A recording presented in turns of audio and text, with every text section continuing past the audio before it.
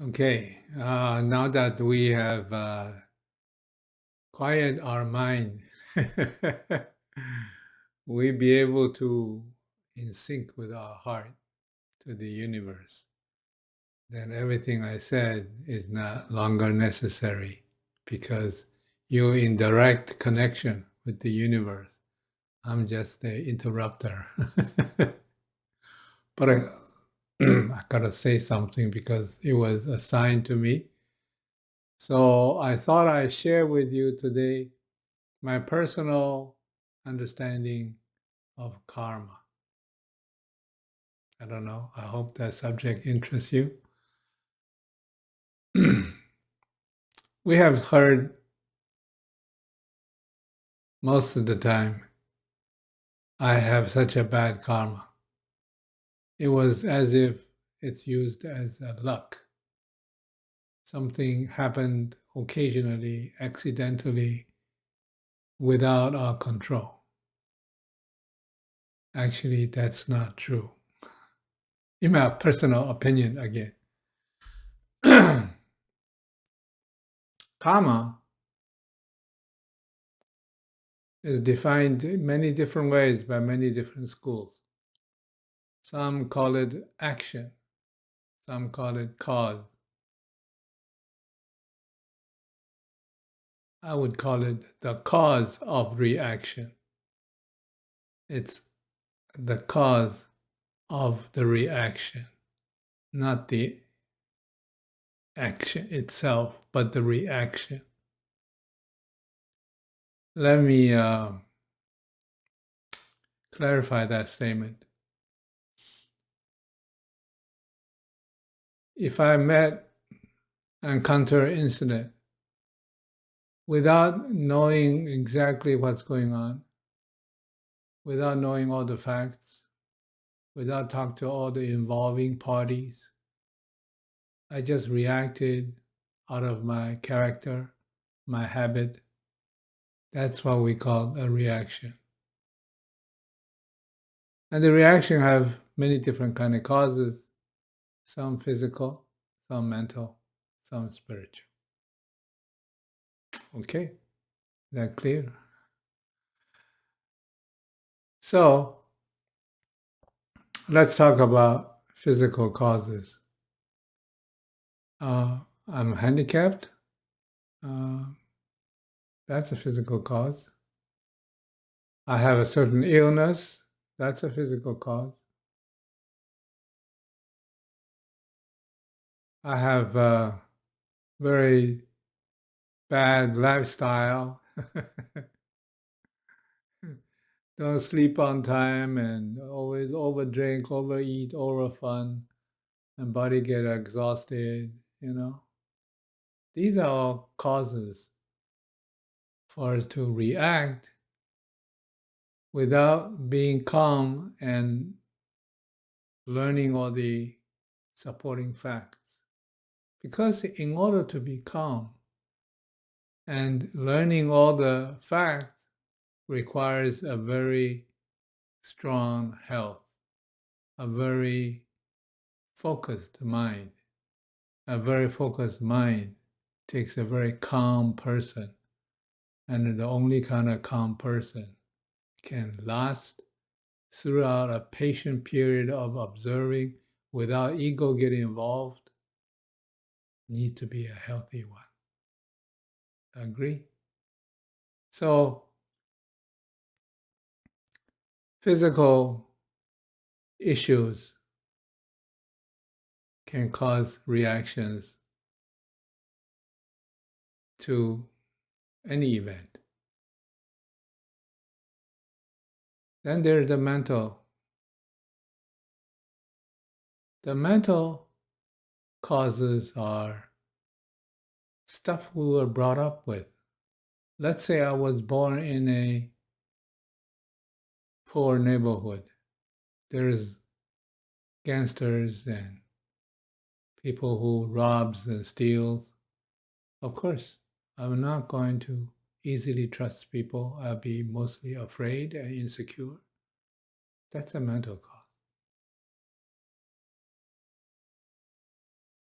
I was brought up with a drunken father.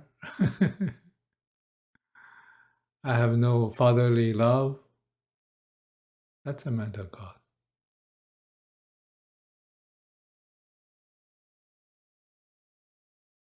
I went to a very prominent school, rich and arrogant kids as my classmate. I become arrogant and egoistic. Or I was brought up a white supremacist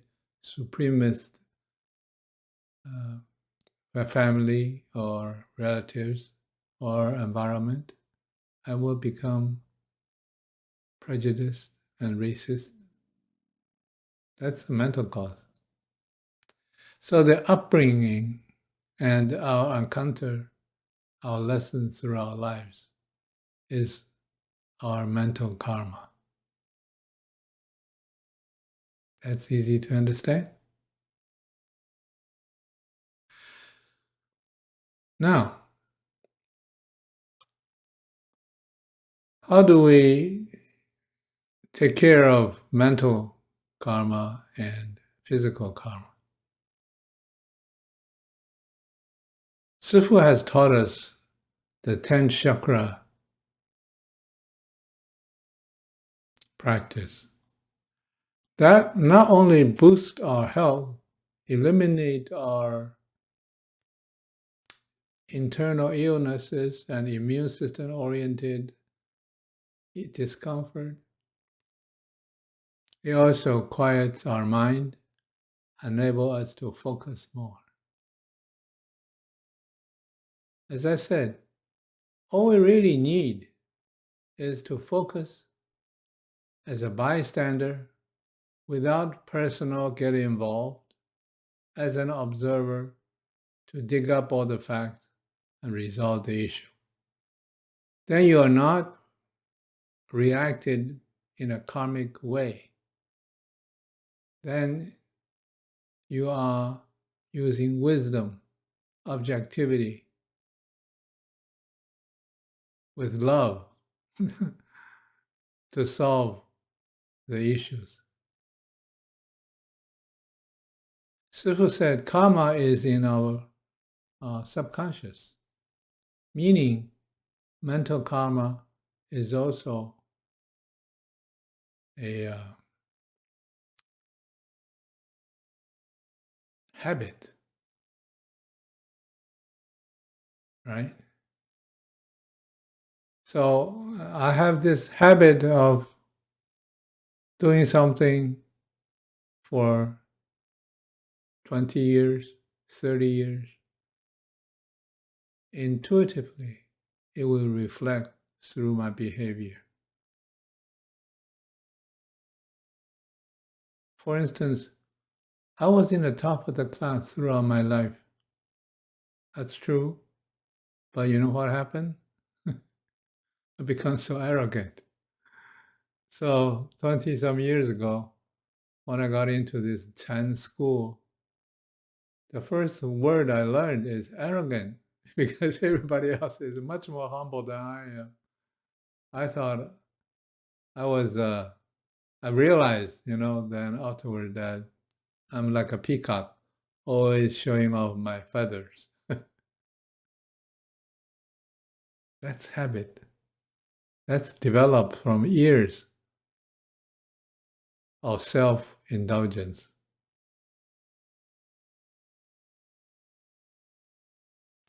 And so therefore, quieting our mind is really the first step. We need to quiet our subconsciousness. Sifu said that many times throughout his 40 years of teaching. So not only we need to get rid of our mental machine, using our brain to analyze, to discriminate, to judge, to based on to living. The brain is not big enough compared to the universe. And there's so much going on for an event to happen. It requires so much different causes. Our brain is difficult to know it all. So we just have to learn. Even though, it's a similar situation, but there's always something different. There's nothing exactly the same. We cannot use our past experience to predict the future. We can only use past experience to be cautious of the future. I read an article today. It's actually a video news, a prominent economist saying that the federal government is relying on the past indexes to project the future, which is wrong. We should use current indexes to project, because the past indexes showing the housing market is still going up, while the current indexes of the housing market is going down. Anyway, I thought I used that as a reference. It just came to my mind. So remember, the mental karma is in our subconsciousness. We need to be careful and don't react. Okay? Always act, but without an ego involved. Don't use our habitual answers, habitual words. And the best, as I said, many years ago, 15 years ago probably, don't use the word I. Always use the word we. Yeah? So you'll be more harmonized. You'll be able to spread your love much more easily and widespread. Then there's a third kind of karma, or the cause. It's called the spiritual karma.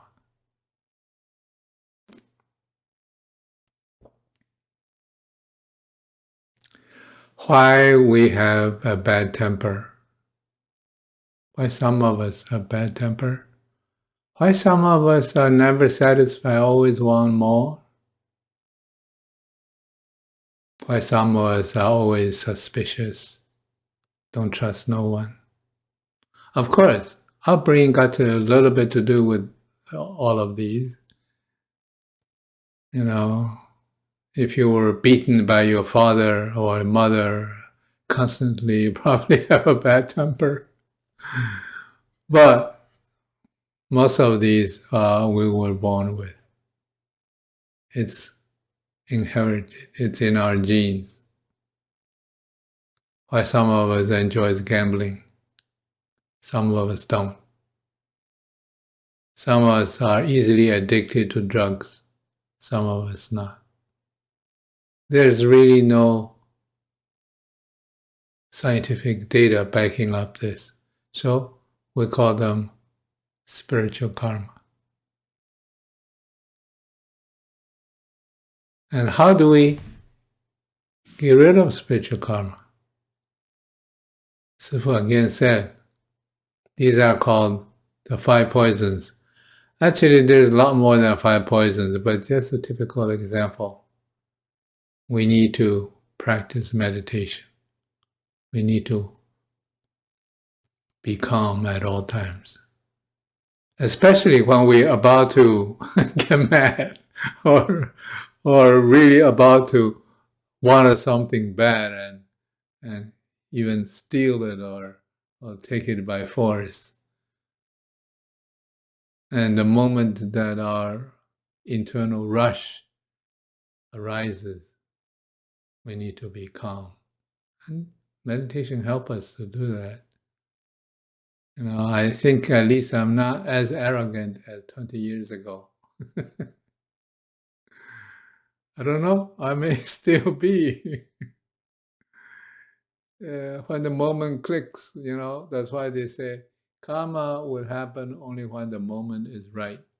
but it's always there. It's embedded in you.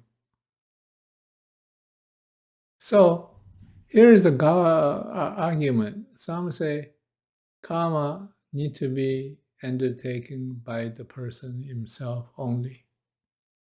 Some say the enlightened master can help you to get rid of your karma. Hmm. Which is true. I would say both are true. Because enlightened person can help you is by two ways. One is teach you the method to help you to reduce your karma so you don't react hastily. And by giving you hope and trust in his ability to get rid of your karma, you become less agitated, less insecure, you have hope, you have a more optimistic look in life. And guess what? You become calmer, much more peaceful, collected, and you can focus better. And once that happens, you have conquered karma. So, these are my personal, I would say, interpretations of what karma is. It is something we can control if we put our foot to it. It is something that has multitude of causes and phases. It comes from all over the place. And that's the world we live in. But once we understand, all come down to one thing. That is reaction is hastily is karmic. Whenever we need to respond to something, be cool. Don't get involved personally. Even they personally yell at you at your face. Don't get involved personally. He misunderstood everything. He's not yelling at you. He's yelling at that person he thought you were, but you were not that person. There are so many ways you can laugh it off. So many ways. So as long as you don't get affected, as long as you keep calm, you'll be fine. There's no karma can hit you. That's why, well, put it this way. That's my personal experience, you know? And so you don't have to believe me, but once you practice long enough, you will find there's much less accident you get in, much less quarrel you get in. Life becomes smoother because you know what the flow is and you know how to go along with the flow. And karma won't hit you. Karma are just bad memories, put it this way. Bad brain cell. So if you can just eliminate all that, then you'll be fine. You live a wonderful life. So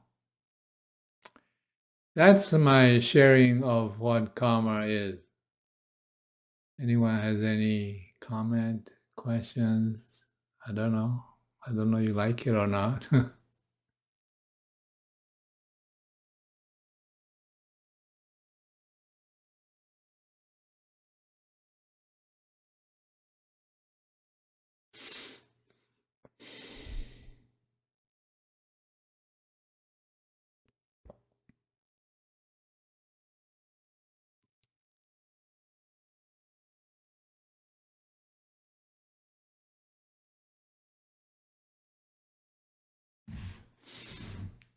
Okay. As always, just talking to myself. Oh, it's kind of sad.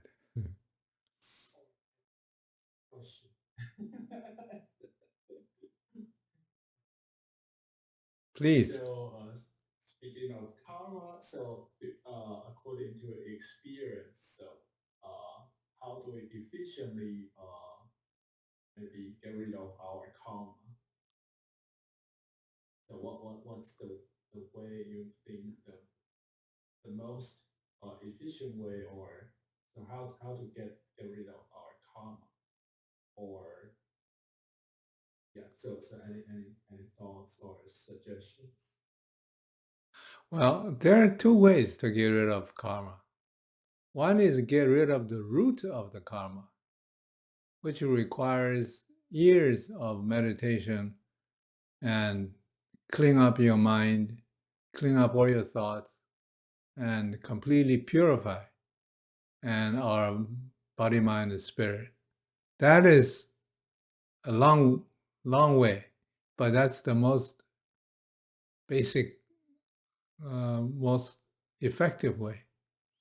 The second way is at the time when karma starts to take effect. In other words, whenever we begin to react to something, we need to remind ourselves, take 3 deep breaths or 5 deep breaths before we do anything. And during the 3 to 5 deep breaths,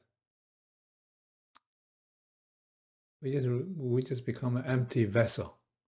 Get rid of our ego, get rid of our mind, and just ask questions. What's going on? Why? How? When? Who? Once you get all the facts, then act accordingly. Don't use your past experience and your acquired skills or your proud achievements, all of those are incomplete. The only thing to do at the time when the karma start to kick in is a very fast reaction to something. Okay, so these are my two recommendations. I don't know whether I answered your question or not, but these are so.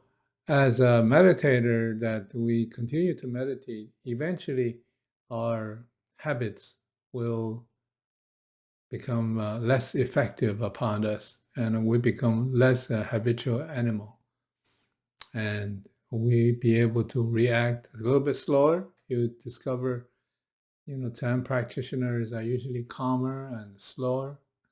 don't, don't walk fast, don't talk fast.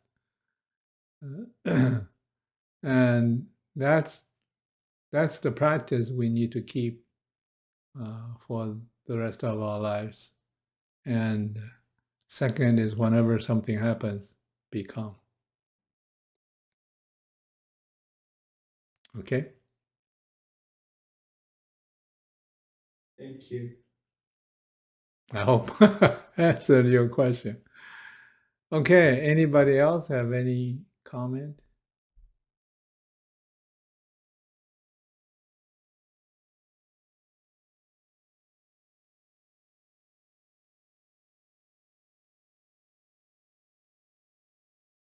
Okay, then let's meditate.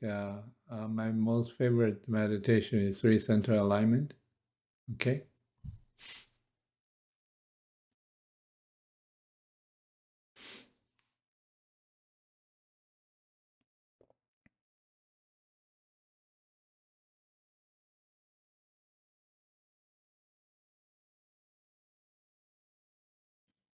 We'll begin by taking a few deep breaths.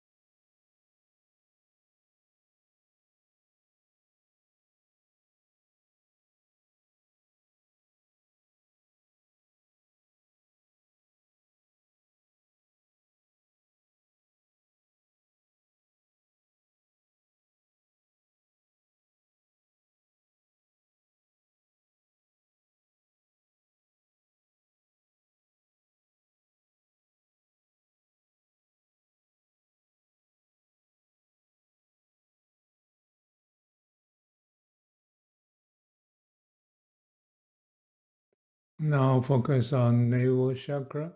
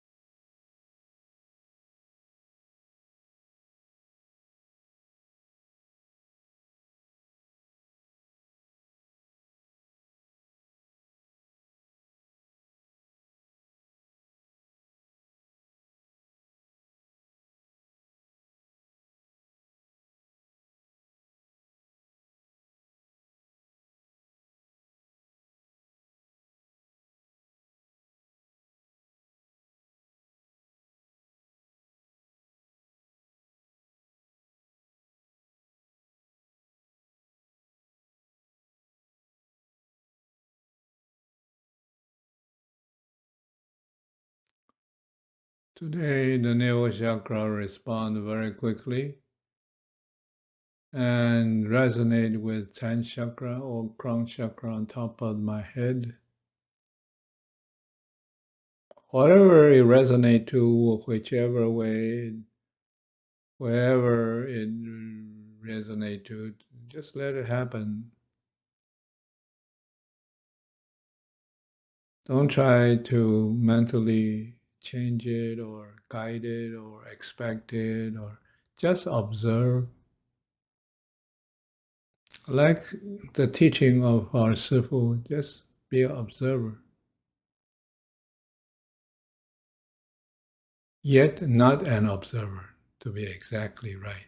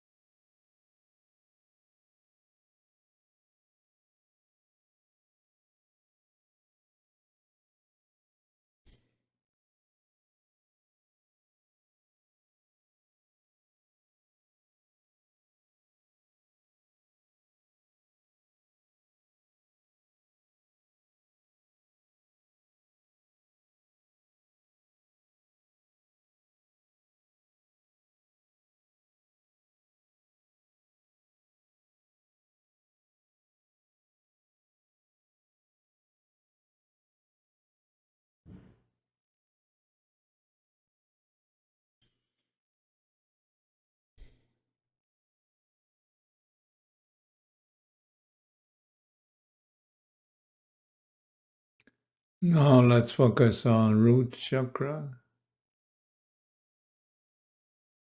If you don't find root chakra, you can contract your anus as you exhale. So root chakra is somewhere there.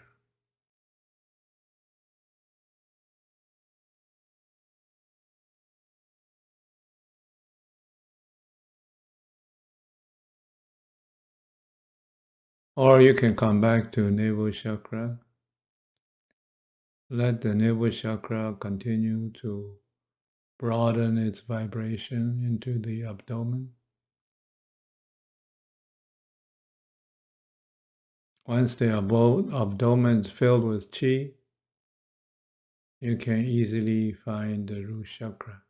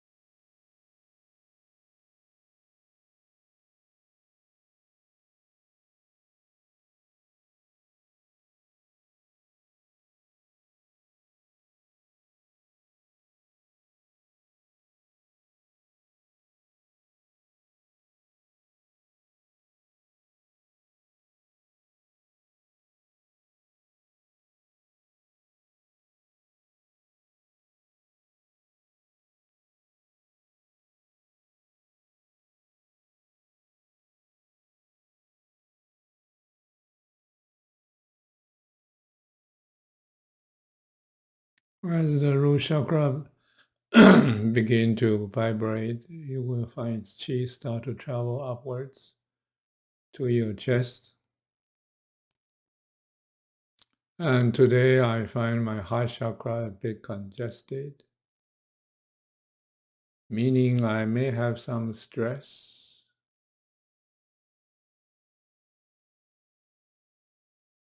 So I'll continue to absorb the root chakra, chi from root chakra into heart chakra until I dissolve the tightness in my heart chakra.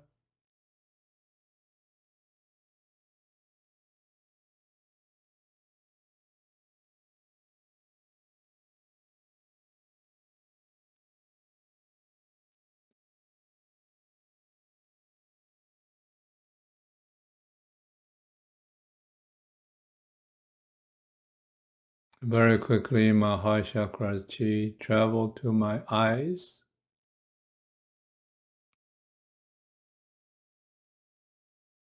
I don't know why it's like this today, but I find my eyes filled with chi from heart chakra.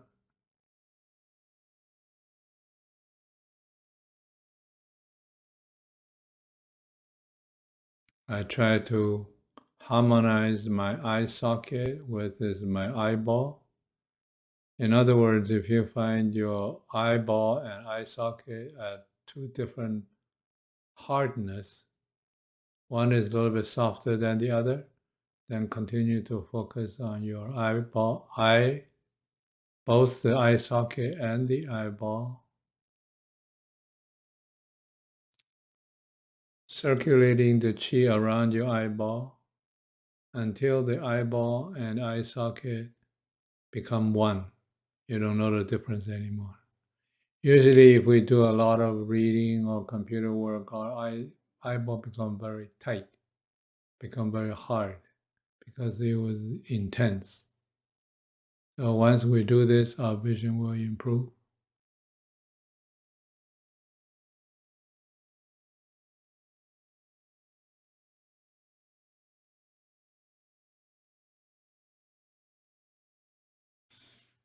Now my eyeball and eye socket is united one.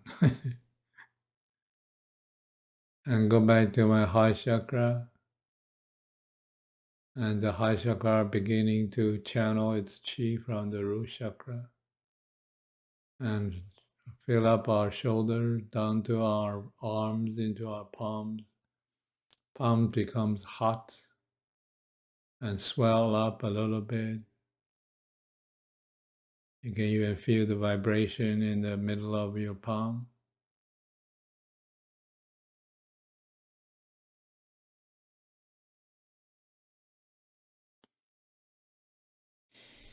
Now let's line up the three chakras: the root chakra, the heart chakra, and the sand chakra.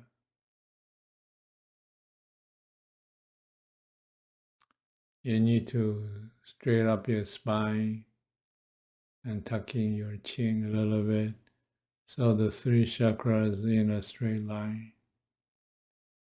Once they're in a straight line, you normally would see a column of light going through your body in the center of your body. Yeah, today's light is purple-white.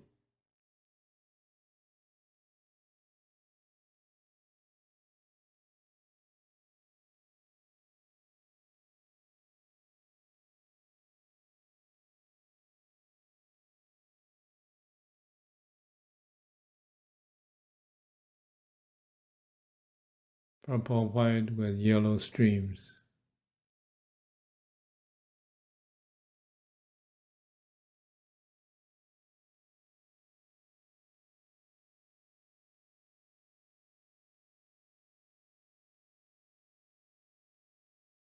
Try to get into the middle of the light, inside the light, and enter into Tanding. As always, I don't call out the end to the session.